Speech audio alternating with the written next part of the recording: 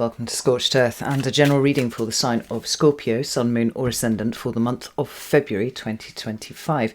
Hope you're well. I am rather unusually using the, what's it even called? The Deviant Moon deck here for you today. It's not had an outing in a while, so I'm quite surprised that it's popped up, but nevertheless it is what it is. Right, things to tell you. If the reading resonates with you and you would like to go a little bit deeper, there will be an extended that you can access at the end via the link in the description box. Please note I am not using Vimeo anymore for reasons. I've outlined those in a different video.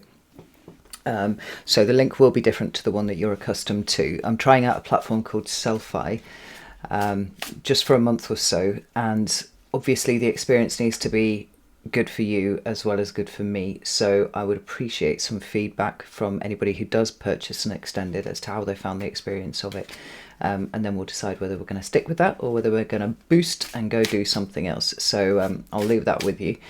Otherwise, yeah, let's just get on with this, Scorpio. Let's see what's going on with you. Could I have 3 cards for Scorpio, please? Ooh. Goodness, right. We have the 7 of Pentacles on its side, we have the Chariot on its side, and we have the 5 of Cups in reverse. Now that's your card there. It's quite interesting. Don't usually get a cluster of cards like this, but I think this one's, I think this speaks volumes, actually. Let's have a look at current energy, please, for Scorpio. We have the Knight of Cups, Pisces, and what about what's coming towards Scorpio, please? For February 2025, we have 3. Oh my God, it's very chatty today, Scorpio. Right, oh goodness, right. We have the 10 of Pentacles, we have the Fool, and we have the Judgment card. That's a big cluster of energy right there. Each one of those has, you know, all the cards represent an energetic signature of one sort or another, and there are some that are a little bit more powerful than others, or maybe they're all about as powerful as each other, actually. But nevertheless, when you get a couple of major arcana cards clustering out together, I mean, that's kind of a big deal. When it's the Fool and the Judgment card, that's something very interesting, because they are sitting more or less at opposite ends of the spectrum of experience in the whole, Fool's journey and whatnot, but it's actually a cycle, so, maybe it's not. But the 10 of Pentacles is really quite monumental too, for various reasons. So what I want to say to you before I say anything else, before I even turn the deck over and see what's sitting at the bottom, February is very important for you, Scorpio. What we're going to do is look into how we got there, right? What's been going on in the background, so that we can create some sort of context for what's happening here. But this month is really, really significant in terms of where you go next, right? And it may be actually that the significance is showing up this month. What do we have at the bottom? Flipped card. We've got the 4 of Pentacles, and here it is. It's I want to say stick or twist, Scorpio. That's what this month is about. You either stick with what you know, or you twist out and you opt into the unknown. Personally, I'm just going to front up with my personal my personal experience. I'm not going to say my intuition, because in my experience, when you are presented with a stick or twist sort of situation, it almost invariably, even if it doesn't work out the way that you want it to, invariably twisting is what brings the greatest benefit to you. Like I said, it won't necessarily always be what you anticipated it being, but there's something in the experience of putting yourself out there that makes it significant, makes you grow as a human being, right? Well, we're talking about essentially, dropping any kind of aversion to risk. Now, some aversion to risk is a good idea, but it's aversion to risk that keeps us in our comfort zone. And I know Scorpios aren't really interested in staying in their comfort zone. So let's get some clarifiers out and see where we're going with this. But stick or twist, I think, is 100% what this reading's about, and I am excited about it. Actually, just want to say I'm I don't know why, I just feel excited. Anyway, tell me about these three cards here. We've got Seven of Pentacles, the Chariot on its side, and the Five of Cups. We've got the Queen of Cups, we've got the Knight of Cups. Let's get one more just because that would be nicely balanced. Five of Swords. Okay, tell me about the Knight of Cups over here. Why is this showing up? We've got the Three of Swords appearing on its side. We've got the Two of Wands. Yes, let's go for it. Let's get one more for that. Emperor in reverse. Ooh, I like that. Tell me about this. These cards here. Ten of Pentacles, the Fool, the Judgment card. We hear Three of Wands, Queen of Wands. Oh, what's this? What's this all about, Scorpio? What the fuck? I mean, you know, I kind of have a vague idea of what it's about, but like this is impressive. I am very, very interested in this. My feline curiosity is piqued. So, let's just put the Chariot card down there for a second. You will notice it has already come out once.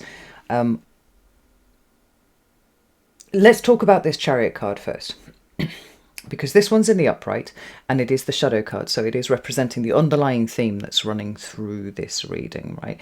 The Chariot card talks about success, but it talks about success by way of discipline, determination, commitment, and desire to go after something, right? Broadly, we can talk about it in those terms. But it also represents something else, and I think that's quite interesting that we should be going there when we've got the Queen of Cups, the Knight of Cups, the Knight of Cups showing up, and the Five of Cups actually in reverse. Let's not forget that one. When we're talking about things that are of an internal, rather watery, emotional nature, because the Chariot card also talks to me about the balance and alignment of internal states. Now, as no doubt you're aware, you're not like one homogeneous lump of an entity. Like, there are lots of competing aims and desires within you at any given point, and where they clash, often we have a default to the mean, right? We have the sticking, if you will. And the Chariot card for me, as well as indicating shadow work, which it absolutely does. I have butted heads with people sometimes about this one, but to me, it represents shadow work. It talks about the kind of balance and equilibrium that can only be achieved by somebody who is willing to go there with the bits of themselves that most other people completely eschew, right? So, this is essentially what sets you up for further success or future success, because you are bringing your whole ass self to the party, like all the bits of you, and not just the bits that have been carefully curated for external validation, external acceptance, and all these kind of things, right? So what I think is quite interesting is that over here, the Chariot is on its side. Now, whether that's the way that it looks to you or the way that it appears to other people, that's kind of less important. But your perception of what is actually happening right now being slightly different to what is actually happening right now, because the undercurrent of the reading is that you are being swept along, guided along, however you want to term it, in a particular direction. And it's not immediately apparent to you what that is or why that should be the case. Nevertheless, it is happening.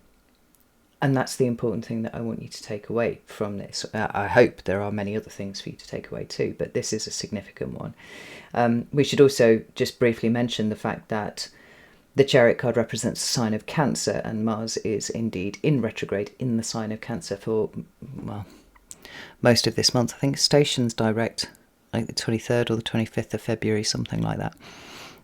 But obviously it's going to continue to be in Cancer for the entirety of February, because it's got to take a little bit of time to cover its steps over the degrees that it's retrograded over before it goes back into Leo. So we've got that Cancerian kind of energy very much at play at the moment. Mars doesn't like being there. It kind of sucks balls as far as Mars is concerned, because it's too wet, it's too emotional, it's too complex.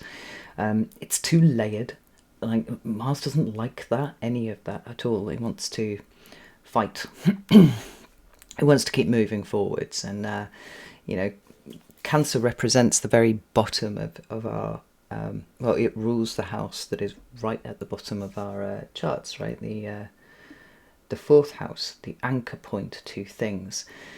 So when you weave all of this together, right, there's something really quite profound about your foundation, thinking about it in terms of sort of fourth house delineations, if you will, where the feeling is kind of important, but the feeling isn't all that it is, and where you are right now is not all that it is. And just because you cannot truly perceive quite what the arc of travel is here, it doesn't mean that you are not rocketing forwards in some sort of way, because I would say that that is what is happening here. So I'm going to just shove the chariot card over there. We don't usually have this many cards for a for our monthly reading, so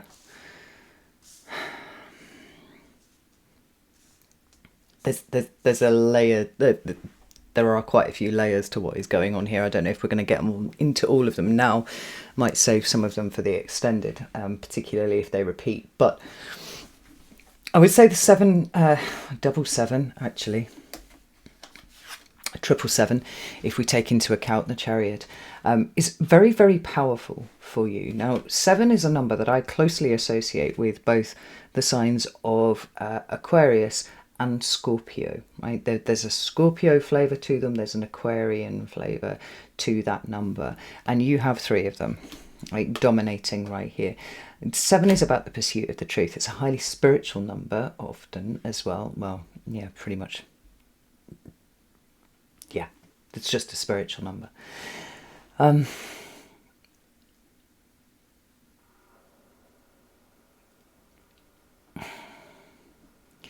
I often think that 7 is kind of the world but not in it, which is interesting, right? Because here we've got the 7 of Pentacles, which more or less refers to a kind of material state. Right? For me, this card is largely environmental. But don't get hung up on that, right? So quite often when we see the 7 of Pentacles, it's like something in the environment is wrong. We don't like what is in the environment. There's something that's kind of biting at our ankles about where we are. But when it shows up in the reverse, we're not entirely sure what that is. And we can talk about things like, the amount of investment, sunk costs fallacy and stuff like this, right? The amount of investment that we've put into something, meaning perhaps we should stick with it.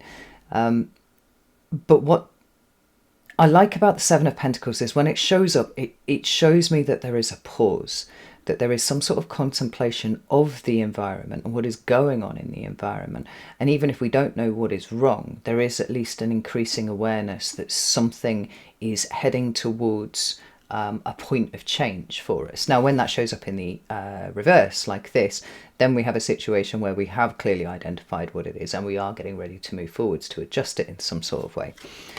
And then we've got the chariot, which I have already talked about, right? So we take all of those themes and we mash them together and then we make them less powerful than they could be, right? When the cards show up sideways like this for me, and this has been very, very true recently, it was slightly different before a few months ago, but as of the last few months, these are energies that are showing up but are not yet ready to properly unleash.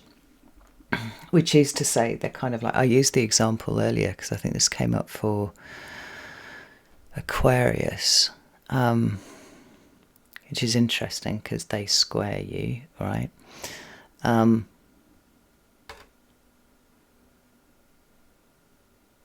Yes, sorry, drifted off there for a second.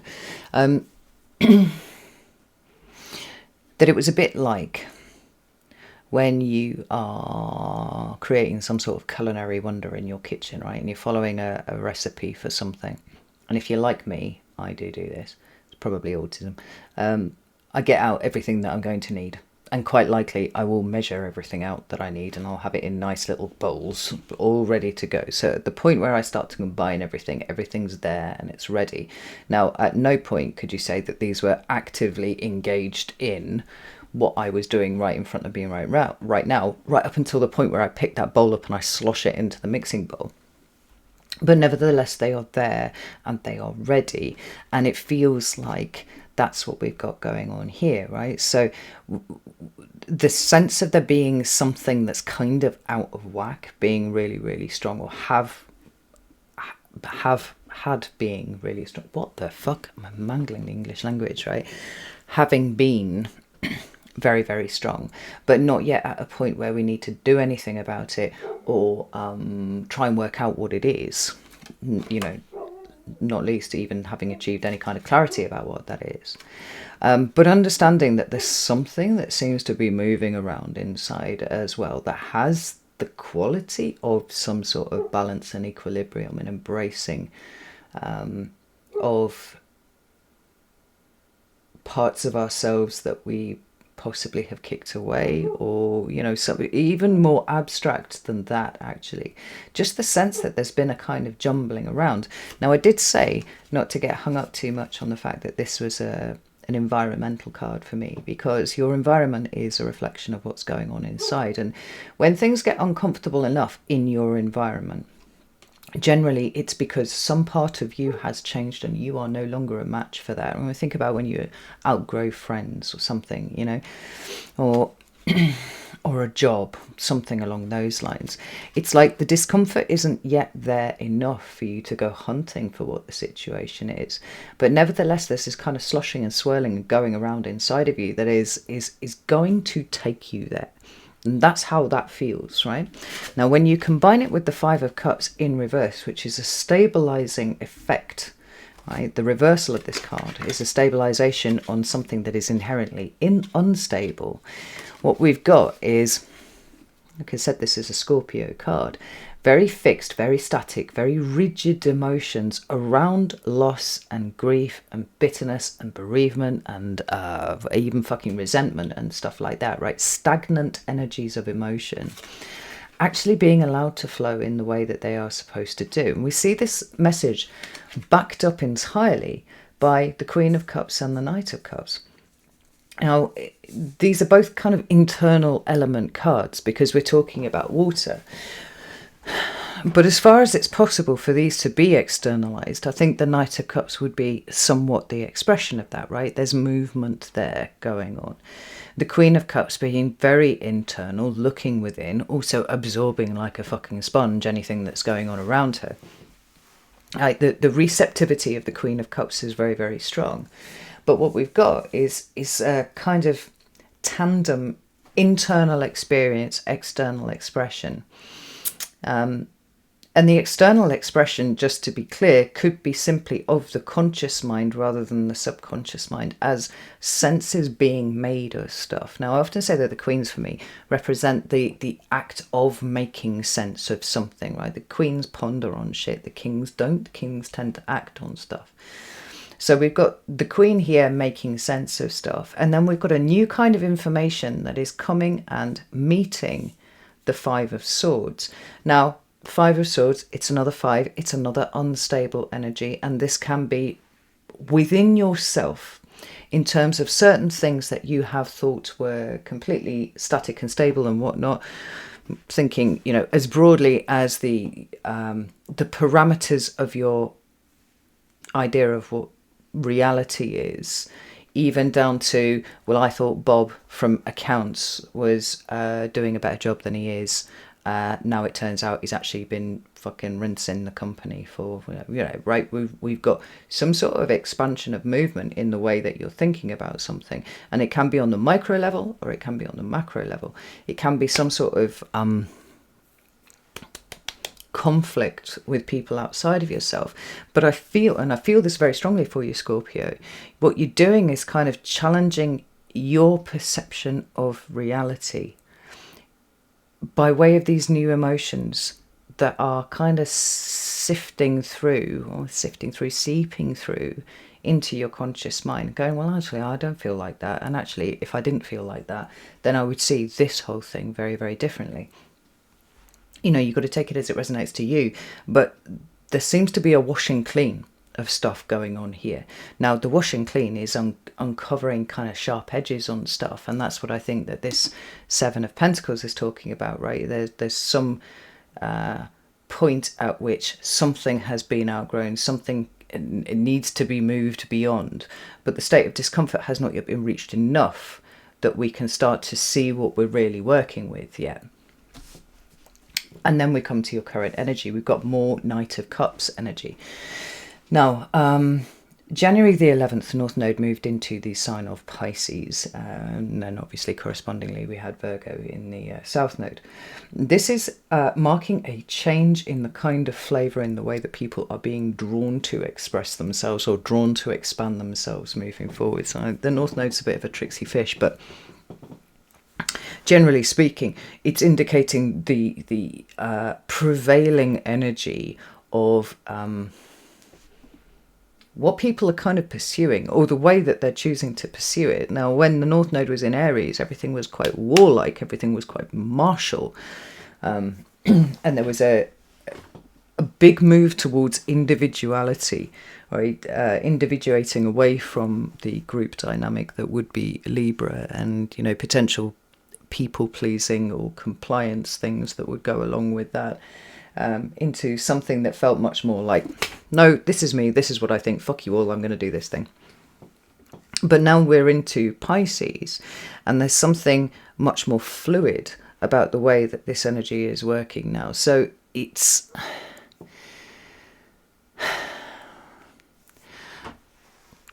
those things that were static before, those things that felt foundational, they're kind of a little less important when the North Node is in Pisces. We've got increased interest in spirituality, an increased desire to feel our way through rather than hack, chop, slay our way through, you know, as per Aries, or even just thinking our way through things. It's something much more intuitive, much more spiritual, much more guided from the interior than we have been before. And the reason why I wanted to pull an extra card when we got these ones out here is because when it happens that the Two of Wands is the second card out, which happens more often than you would think, we're often we're left with a choose this thing or the other. Right, you know, if the Two of Wands is a crossroads energy, where we are presented, at least even, you know, mentally or in the imagination, with the idea that we have arrived at a place and we need to choose one way to go or the other, you know, we're going to kind of lean into the imagination or the consequence or whatever of taking one road over another. And so when you've got a card there, when you've got two cards either side of a card either side of the Two of Wands, it becomes, is it this or is it this? And what I like about this is that the Emperor reversed represents a very controlling energy, I think. You know, the Emperor in the upright is it's control and good standing, right? It's somebody who is benevolently trying to rule his empire, right? And there's going to be some eggs that are cracked along the way to make the omelette, but by and large, this is an energy, or you know, a very paternal energy that cares. When he shows up in the reverse, we've got more of the shadowy side of the Emperor coming out, and it is a bit dictatorial. It is a little bit elitist and controlling, domineering almost, right? And so as a choice, it would be, are you going to flow, or are you going to try and control the shit out of whatever it is that you're involved in at the moment, whether it's you, your circumstances, close friends, close family, your environment, whatever it is. And this kind of stick or twist feeling that I've had about this reading is, you know, to what extent are you going to try and hold on to what you are, what you have, what you do right now, when you know that everything inside of you is changing and you may not be a match for those things anymore. The alternative is accepting the potential for pain. Now, this is why I think this is absolutely fucking outstanding, Scorpio. I love it because Scorpios are particularly averse to emotional pain. And the simple reason for that is that you feel it so much more deeply than pretty much any other sign does, right? The oceans of Scorpio, they're almost fucking bottomless, and you feel it from the bottom to the top, all of it, right? Some of the other signs, let's say Aries, for example, they're on a speedboat on the top and they're just, you know, fucking chucking donuts. I don't know if you can do that in a speedboat, right? But spinning on the surface and really genuinely completely fucking oblivious to what's going on beneath the surface. Not so Scorpio. And a lot of the difficulty that Scorpios generally experience has come from very difficult early experiences at the hands of people that they trusted implicitly, that they loved implicitly, and they simply did not get that in return. And it, you know, we're kind of skimming over the top of Scorpio trauma here, but if you've been with me for a number of years, you'll know we've gone into this very, very deeply. It's like Scorpio's created that inner sanctum, and nobody gets to cross that threshold, right? What is soft and squidgy about Scorpio is locked away in there and never to make contact with the outside world again, right? And there are lots of consequences from that, because actually what Scorpio does want to do is connect with people on that really deep level. But what we've got is the trauma, the memory of the trauma of that having happened before, and so we don't do that, right? No, thank you very much. I would say Scorpios are probably the most emotionally pain averse people walking around on the planet today, which means that the decisions that they make are often made with reference to this. And it's like, well, if I go this way, is there a potential for hurt? Then I'm not going to go that way. Thank you very much, right? And this gives you a very kind of hard appearance to other people sometimes. Anyway, all of this to say, the arrival of the Three of Swords here is truly spectacular, because it's not here, but what we have is the spectre of it. You know, some sort of future echo. We have the possibility, the potential for the experience of pain and heartbreak. And here, in these three cards, underneath this Knight of Cups, which represents, I think, a very, very different, very much more fluid version of Scorpio than has existed before, what we have is a very stark choice of, are you going to give yourself to the possibility, to the potential, to the spectre of the kind of thing that you've been trying to avoid for your entire fucking life? Or are you going to double down, lock down, become even more controlled than before? Now, you might say that this is a strange thing to appear here when it's quite clear that you've been doing work for a long time on yourself, and you're like, well, I've been slowly opening up.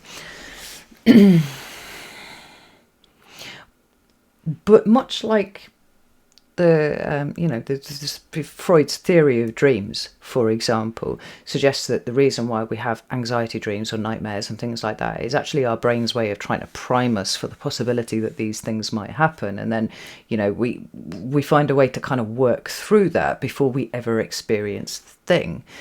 That there's some sort of priming that's going on here by the universe to say, coming up very, very soon, there is something that is likely to trigger the need to arrive here at this place.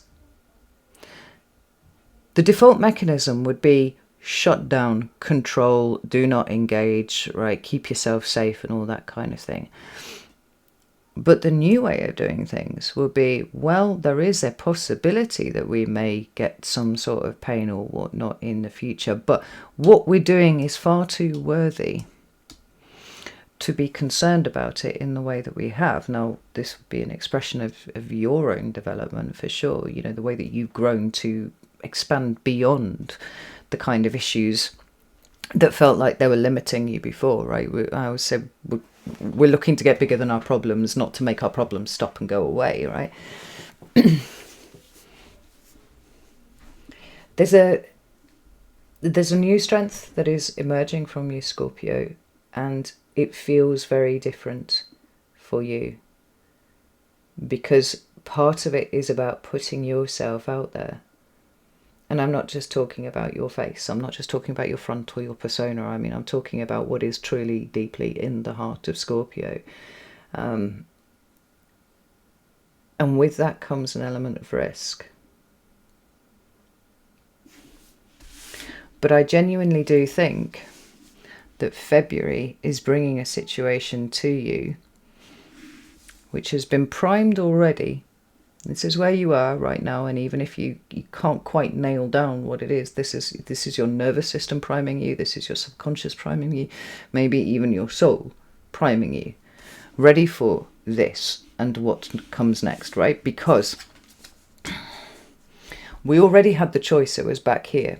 Here we have the exercise of that, right? If the 2 is about the internal contemplation of, you know, the consequences of going one way or another, then the 3 is the point where we have made the decision and we start moving in that direction. It's backed up by the Queen of Wands, who is possibly processing on the fly exactly what the fuck it is that we're doing, but certainly not standing in the way of it. She's not, you know, saying, actually, do you know what, I need to understand every single fucking facet of this before we move forward. She's like, no, okay, I'll allow it, let's go. Let's be onesie about this, which always involves action. It always involves movement of some sort. And we can process it on the fly and allow ourselves even to have some hope about what the outcome of this might be. Now, I've just been talking about the clarifiers here, but let's have a look at this, because we've got the 10 of Pentacles, which is a card of security and stability. It is what we know. It is certainly largely what we're always trying to work towards, right? It's that unshakable place where we don't have to, you know, be concerned about the things that might be happening outside of us. Now, there's another way that I see the 10 of Pentacles too. Actually, multiple different ways of seeing that. One of them is generational trauma, generational karma. We can see that coming down through the 10 of Pentacles. Oh, goodness, what's that? I genuinely can feel the bottom of something just here. I don't even know what the fuck is that? Hello, come back.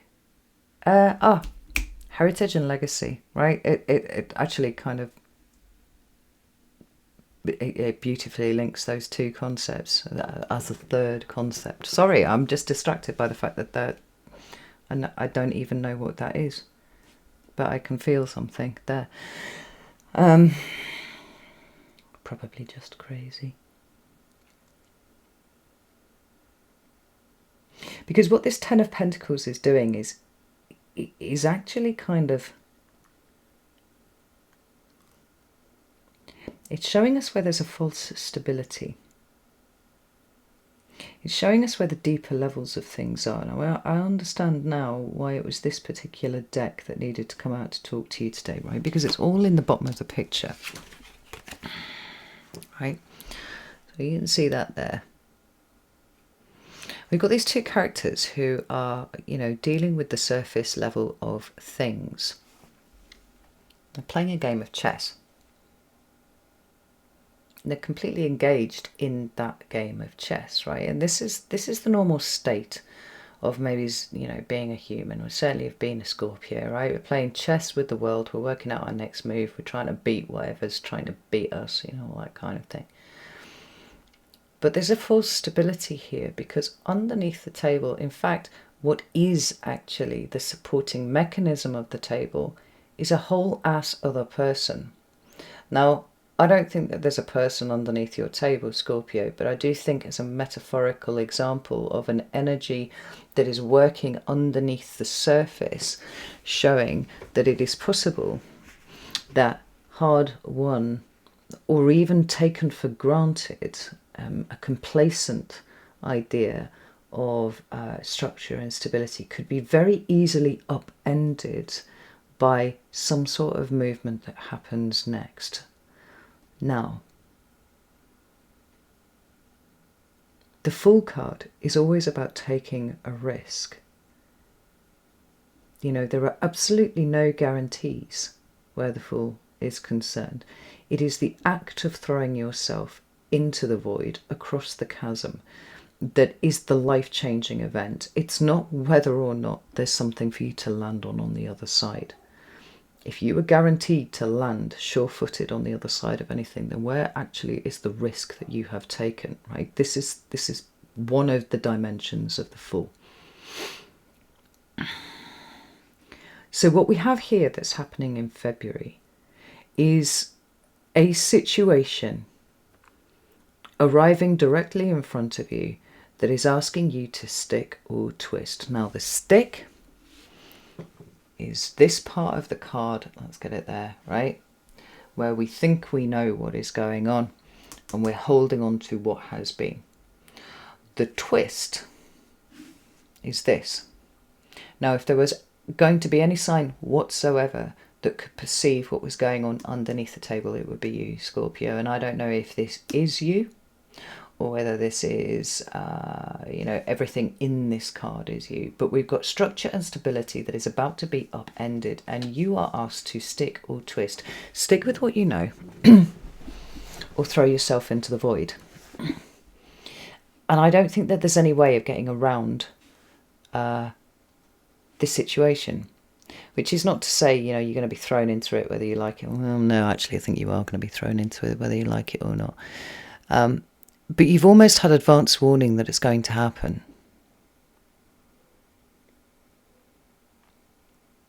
Now I'm clearly not talking quite literally about throwing yourself off a cliff, throwing yourself into a void, throwing yourself across some sort of chasm. But whatever's coming along is going to ask you to, you know, quite neatly exit your comfort zone in order to embrace it. And it's not where you're going. It's whether or not you will choose to do it, or whether you're going to double down on what you've got already, you know, kind of known quantities of things, or at least what you think you know quantities of things. Are you prepared to take the risk or not? Now, the Judgment card here feels to me to be indicating a very different direction for your existence, Scorpio. I'm not fucking around when I say I feel like February is really important for you, because it is. And it's not where you're going.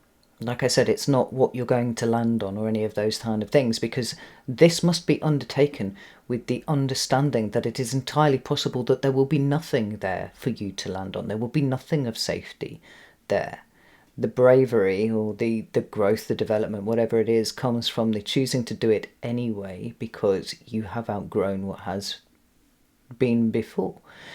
That the stability that you currently enjoy actually has an expiration date on it anyway. You know what's underneath the table. You know? So the forewarning of it over here gets its expression somewhere in the month of February. And this is life-changing. But what's changing your life about it is not only the willingness to put yourself out there without a safety net, and this is really huge for you, Scorpio, I know what I'm saying, but also the fact that you're opening your heart right up to allow yourself to be hopeful about what it is that could be on the other side. I mean, dare I say it, even possibly joyful about it.